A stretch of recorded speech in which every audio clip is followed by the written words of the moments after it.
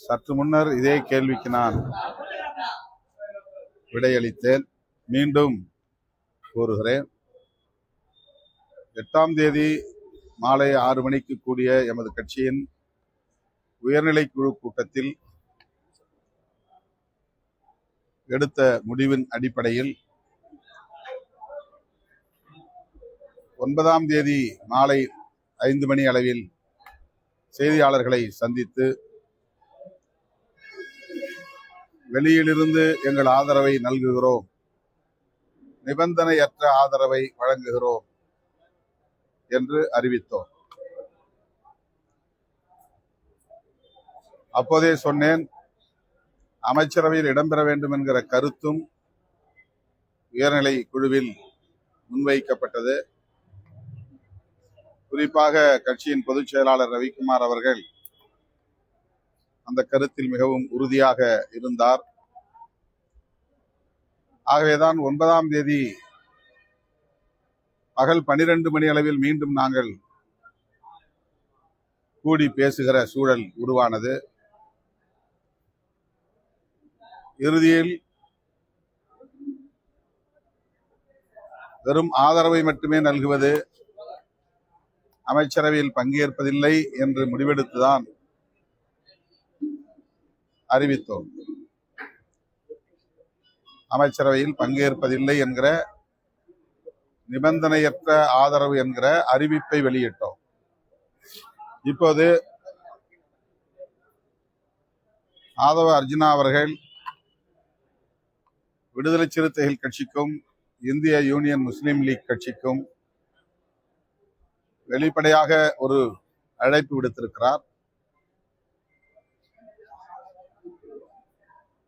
அமைச்சரவையில் விடுதலை சிறுத்தைகளும் பங்கேற்க வேண்டும் என்பதை வலியுறுத்தி இருக்கிறார். அது தனிப்பட்ட முறையில் அவருடைய கருத்து இல்லை, முதலமைச்சரின் கருத்து என்பதையும் பதிவு செய்திருக்கிறார். ஆகவே இதற்காக மீண்டும் உயர்நிலை குழுவை கூட்ட வேண்டிய தேவையில்லை என்று நான் கருதுகிறேன். என்றாலும் பொதுச் செயலாளர்கள், பொருளாளர், முதன்மை செயலாளர் உள்ளிட்ட சில முன்னணி பொறுப்பாளர்களோடு கலந்து பேச வேண்டிய தேவை உள்ளது. இந்த அழைப்பை எப்படி நாம் எதிர்கொள்வது என்கிற அடிப்படையில் நாங்கள் கலந்து பேசி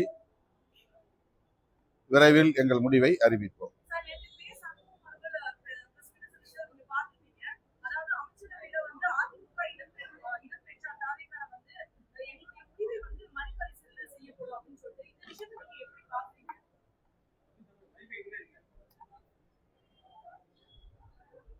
ஏற்கனவே 2-3 நாட்களுக்கு முன்னரே நான் பத்திரிகையாளர்களிடத்திலே பேசுகிற போது இதே கேள்வி எழுப்பப்பட்ட நிலையில் அதிமுகவிலிருந்து ஒரு பிரிவை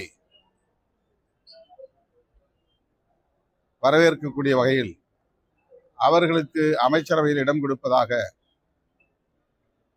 சொல்லப்படுகிறதே என்று எழுப்பினார்கள். அந்த கேள்விக்கு நான் விடை சொல்லுகிற போது, அப்படி அந்த பிரிவுக்கு இங்கே அமைச்சரவையில் இடம் தரப்படுமேயானால்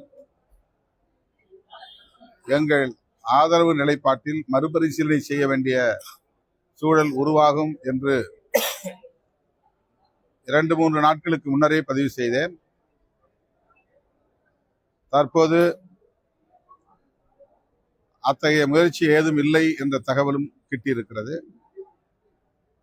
அதிமுகவிலிருந்து விலகி இருக்கிற ஒரு பிரிவினருக்கு அமைச்சரவையில் இடம் தருவதற்கான வாய்ப்பில்லை என்கிற தகவல் தாவேகா தரப்பிலிருந்து தரப்பட்டிருக்கிறது.